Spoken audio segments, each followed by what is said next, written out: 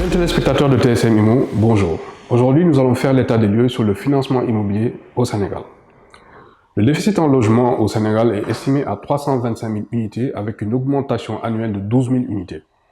Cela résulte de la croissance démographique, 2,9%, de l'urbanisation rapide et des défis liés à la mise en œuvre des programmes de logement abordables. La production de logements est estimée à 5 000 unités par an, soit 7 000 unités de moins que ce qui est nécessaire pour compenser le déficit annuel de 12 000 unités. L'offre de logement est insuffisante dans les quartiers informels qui sont densément peuplés. De plus, avec un taux de bancarisation de 18,9% en 2021 selon la BCEAO, l'accès au financement est également limité, car les prêts hypothécaires sont souvent inaccessibles du fait de critères rigoureux. La BHS a l'avantage d'avoir un taux de base bancaire de 7%, le moins élevé dans le tissu bancaire sénégalais, et l'essentiel des encours des crédits immobiliers de la zone UEMOA. En soutien aux efforts de l'État du Sénégal pour accompagner les populations à l'accès au logement abordable, la BHS propose également pour les fonctionnaires des conditions d'accès au logement à des taux préférentiels. Toutefois, dans les autres établissements, les taux de base bancaire varient entre 8 et 11%, ce qui pourrait être un défi pour les salariés qui disposeraient d'un niveau de revenu inférieur à 500 000 francs CFA. À noter que les critères de solvabilité pour l'approbation d'un dossier de crédit immobilier éliminent de facto la population active du secteur informel qui ne dispose pas de revenus réguliers.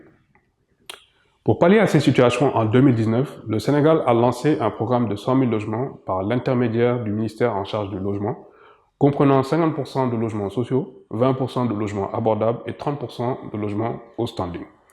Plusieurs institutions ont été créées pour soutenir le programme, telles que la Société d'aménagement foncier et de rénovation urbaine, SAFU, et le Fonds pour l'habitat social, FHS.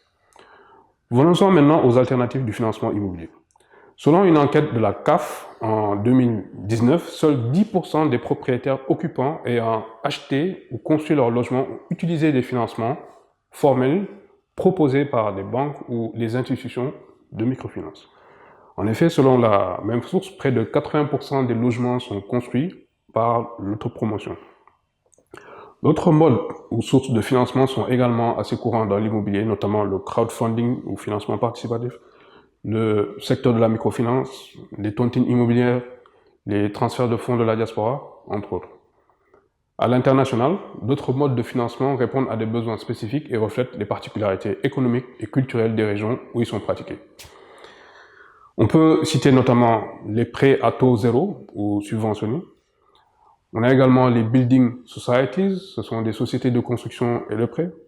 Nous avons les REITs, c'est ce qu'on appelle les Real Estate Investment Trusts. Ce sont des sociétés qui, en fait, possèdent, exploitent ou financent des biens immobiliers générateurs de revenus. Les investisseurs peuvent acheter des actions de REITs, leur permettant d'investir indirectement dans l'immobilier sans avoir à acheter des propriétés directement. Ce mode de financement est courant en Amérique du Nord, en Europe et en Asie. On peut également citer d'autres modes comme les obligations hypothécaires. On a également ce qu'on appelle la finance islamique. Dans les pays où la finance islamique est pratiquée, des instruments comme les murabaha, le financement par vente, ou les ijara, la location-vente, sont utilisés.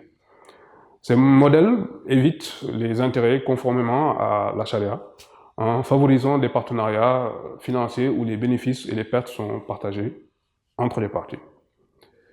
Merci beaucoup d'avoir suivi ces éclairages sur la situation du financement immobilier au Sénégal.